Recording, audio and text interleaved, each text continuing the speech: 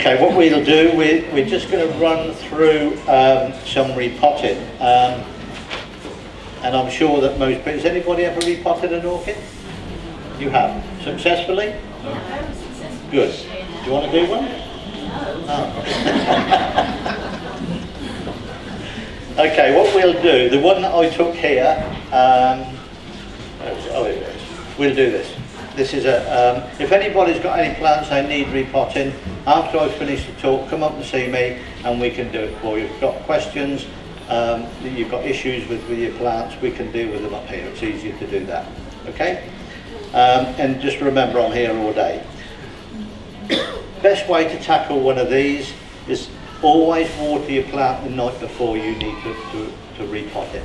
It makes the roots more pliable and stops anything from breaking off. And so what we're going to do, we're just going to loosen this compost up here, and we're just going to take the whole thing out of the pot. If it'll come. Okay, and then we're left then with a pot of roots and very little compost. And we just take all this off here. Okay, we're going to loosen all this here so that the root has to be long strands, not all bunched together, and stick it straight in the pot because it won't grow. You have to make sure that you get all this strands off here. Don't worry about these bits coming off, because they sometimes need a haircut when they get long like this. You can just pull these bits off here and it won't hurt them at all. Don't get worried, it's only a plant. The good thing about it is they're not mine. Sometimes as well you have to remove a bottom leaf. Started to go yellow, as you can see, and the easiest way to do this now is to take it off. Let's just cut this flower stem. Like I said, cutting it above an eye, 1, 2, 3, we just snip it up above there, and that's easier to tackle. First of all, we're going to remove this dead. I don't like to use scissors or anything like that. I normally just pull them. If you start cutting through scissors and knives and all sorts of things, you may get a pear like this. It's been in the greenhouse, gone rusty, and you think, oh, snip here. Next thing, your orchid's got all black leaves on it and streaks on it, and that's more likely caught a virus. So always do it this way. It's far easier to do that. If you want to use things like this, then maybe run them through a flame or put them in bleach the night before, 10% bleach solution. It always helps. So we're going to move, there's not a lot of dead root on this actually, we've got a lot of live root. And what you need is you need the same amount of root as you've got height of flower. You don't want a mass of root and only 2 sets of leaves, because that won't work either. So that will, you need it to grow. And what we're going to do now, we're going to remove these bottom leaves. Now, the easiest way, that one's coming off.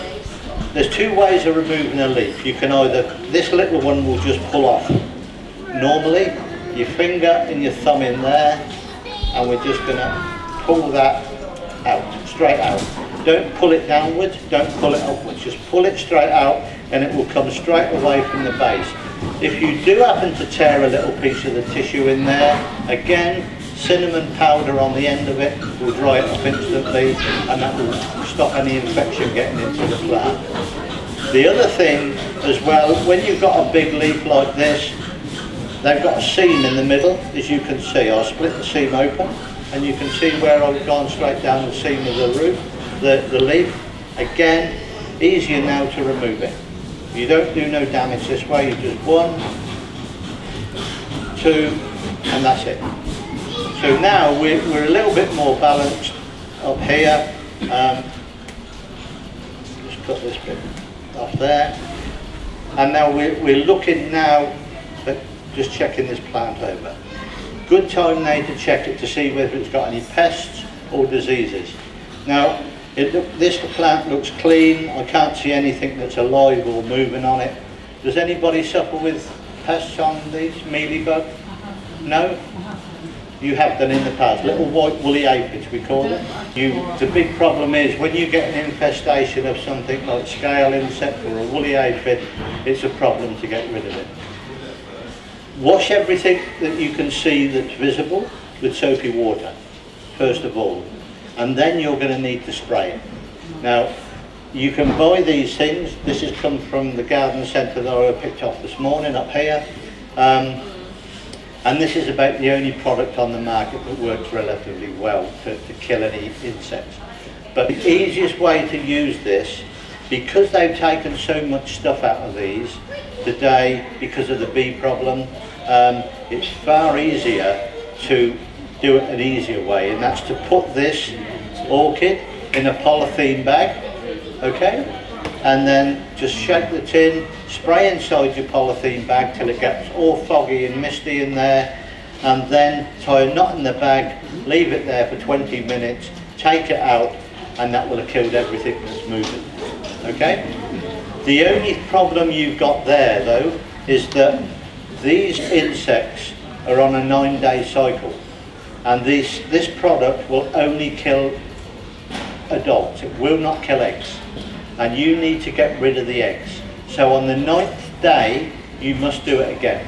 And what I say by that is that spray again in the polythene bags 9 days, take it out, and you should be relatively clear.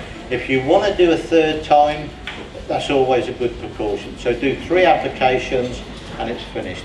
They're not very active anyway in the winter, they're more active in the summer. Spray this outside and it will be fine to do that. You don't want to spray it if you've got fish or anything like that around, and try and wear a mask and gloves even with this. It's just for precaution. It's not that strong. They've taken most of the imidacloprid out of there anyway, so it's not a thing. There's a little bit in there, but very little. And this is a systemic, so it should go through into the root as well. But this is a good time to spray when you repot, because you can do this now all over, or you can put it in the polythene bag and do that treatment. But the polythene bag treatment will be the best for you, I promise. Okay? Now there's another product that's available on the market, and I've seen this. Does anybody use this one? Okay, just remember, this is not a feed. Don't rely on this for feed. It has got nutrients in it, but this is more of a pick-me-up. I take this every morning.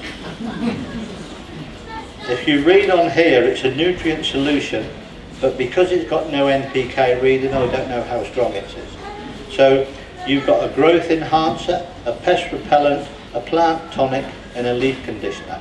So this is very good because of the humic and fulvic acids that's in here. It will take it and soak it through the leaf very quickly.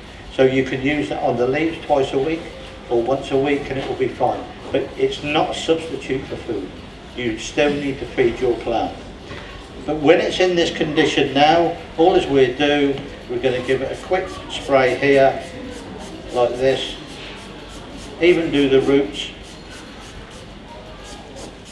And then we're ready to go. Now we need to look at what we're going to pot it in. This is the pot it came out of, which is a 12 centimetre pot. So, do we want to put it back in there? Possibly. But what we'll do is I'll get a new I never use the same pot twice. Always buy a new pot. That's so inexpensive to buy, and you know, you pay a lot of money for an orchid. Why risk a plant for virus and disease for the sake of a pound for a pot or something? And all that we're going to do is look at that there. Now this is it's going to be a job to get the compost in there. Okay, so we're looking at now going up to the next size, which is a 13 centimetre, which is that size there. We can put this in now, and we put all the roots back in the pot, but they'll only grow back out. But you're going to do this anyway, and that is what we're going to be looking at to pot it into this condition here. Okay? Why? Because it's going to take too long then for the roots to fill up the outside and too long to flower. So that's why I always say, if you can put it back in the same size pot, do that. But don't put it in massive pots. Always put orchids back in clear pots as well. Any orchid, even one of these, put it into a clear pot. The only reason I say that is because then you can see whether the roots are wet or dry, whether they're green or whether they're silver. So what we're going to do now, we're going to repot this. We're going to go into this size pot and we're going to put a handful of, well, let me just show you about this. You see the holes in the bottom? Always make sure that you've got plenty of drainage holes in the bottom of a pot before you use it. If you haven't, either drill some more or go and get yourself a good pot. These are new type pots, these are called air coat. And the whole idea of this is that the air comes under here, up through here, and then little holes, it helps it dry out very quickly. So you're not keeping a wet bottom on this plant. So we just put a little bit of compost in the bottom. We're going to put these roots in here. We can put them all in the pot. And the easiest way to do this now is just put yourself a little bit in there, each side first, and a little bit in there, and then just turn the pot, and you'll see the roots have started to curl round the pot itself, at the bottom. Then you're ready now to put the compost in.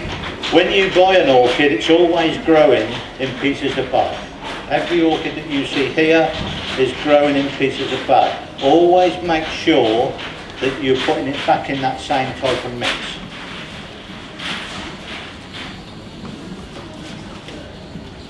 And don't get ramming the compost in tight. Just remember, this is free draining and it wants the water in and to let it drain away. So we're just going to try and fill up some of these gaps, and we can just give that a quick stake up there, in here,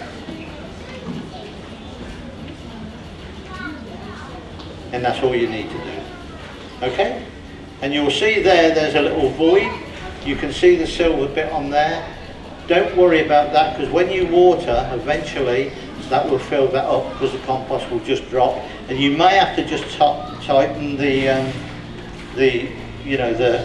compost back up a little. Got a little tissue paper here. We can just wipe all this off now. Get all that out. Give it a good half a cup of water this time of the year. Put it back in a nice warm room and leave it. I'll give you another little tip that you can do. Sometimes when roots don't have a lot of, when orchids don't have a lot of root and you repot it, you need to tighten this up, because it can either grow to the left or to the right. You want it to grow upright. So the only way to do this